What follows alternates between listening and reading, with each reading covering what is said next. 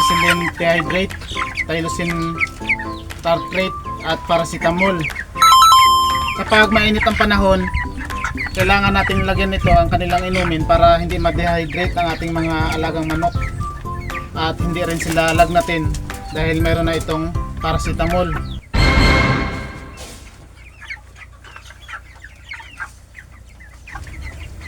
Guys, magandang umaga.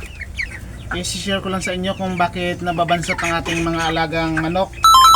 Para sa mga baguhan pa lang na nag-aalaga ng 45 days, nababansot ang ating mga alagang manok dahil sa init ng panahon.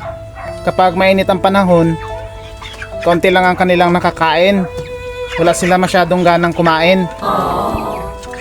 Mas malakas silang uminom ng tubig kapag mainit ang panahon. Kaya kailangan may electric fan ang ating mga alagang manok. Dito sa lugar namin ay laging burnout. Kaya sa ngayon, wala tayong electric fan. Kailangan pa nating bumili ng solar na electric fan para sa ating mga alagang manok. Kaya mas maganda na nahahanginan ng ating kulungan.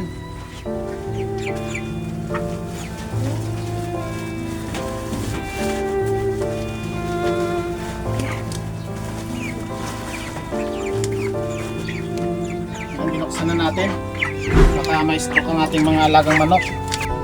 Kapag malamig naman at tag-ulan, ganun din, nababansot din ang mga alagang manok dahil nagkakasakit sila, nagkakaroon ng halak at sipon. Kaya ngayon tag-init, nilagyan natin ng gamot ang kanilang painuman. Yan, painuman nila mayroong gamot.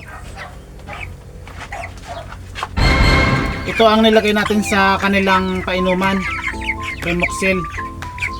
Dahil itong Primoxil ay mayroon ng amoxicillin dehydrate, tylosin tartrate at paracetamol.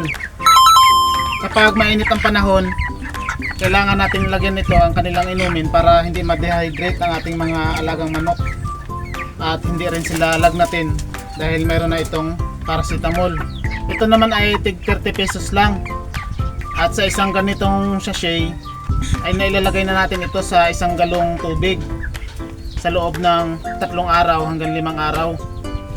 Tapos kapag nalagyan na natin, vitamins na ang ipapalit natin ang nilalagay sa kanilang inumin.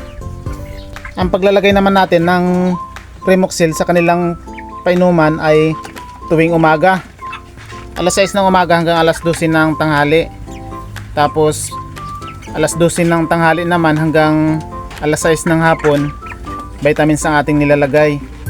Sa gabi ay tubig lang ang nilalagay natin. Pero kailangan guys na malinis na tubig ang pinapainom natin sa ating mga alagang manok. Ganyan lang ang nilalagay ko sa kanilang mga inumin. Kaya naiwasan natin na magkasakit ang ating mga alagang manok. Sa tansya ko rin ay hindi bansot ang aking mga alagang manok. Normal lang ang kanilang laki. Dahil itong alagang manok natin ay nasa 27 days na. At yung iba ay umaabot na ng 1.4, 1.3. Mayroon din namang 1.2. Pero normal lang sa 45 days ang ganun timbang sa loob ng 27 days. Lalo na sa panahon ngayon, maraming nababansot na 45 days. At yung iba naman ay nai-stroke dahil sa init ng panahon.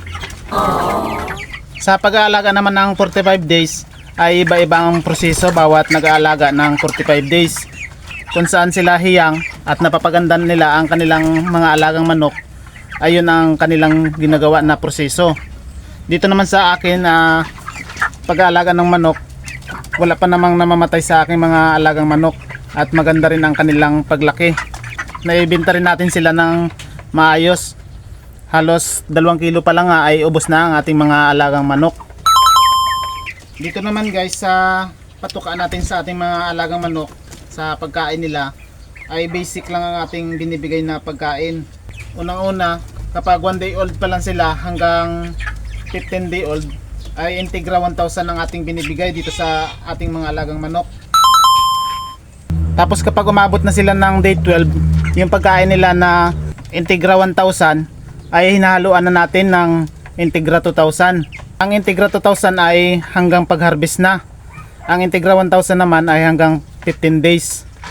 Kaya naman nilalagyan na agad natin ng Integra 2000 ang kanilang pagkain sa loob ng 12 days sila, ay para hindi mabigla ang ating mga manok. Yan lang ang ating pinapakain dahil sa binibilan natin ng pagkain sa ating mga manok ay Integra 1000 at Integra 2000 lang ang available. Sa iba namang nag-aalaga ng 45 days, gumagamit pa sila ng chick booster, chick starter, chick grower at ng finisher. Sa atin ay basic lang, Integra 1000 at Integra 2000 lang. Kaya madali nating nakukompute ang gastos natin sa ating pag-aalaga dito sa ating 45 days. Wow! Talagang hingal na hingal ang aking mga alagang 45 days. Yan o.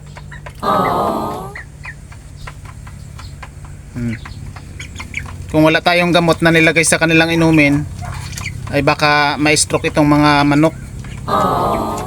So guys, paano hanggang dito na lang muna ang ating video. Sa mga baguhan at gusto rin mag-alaga ng 45 days tulad nito, sana ay may matutunan kayo. Maraming salamat sa panonood. Happy farming. Bye bye.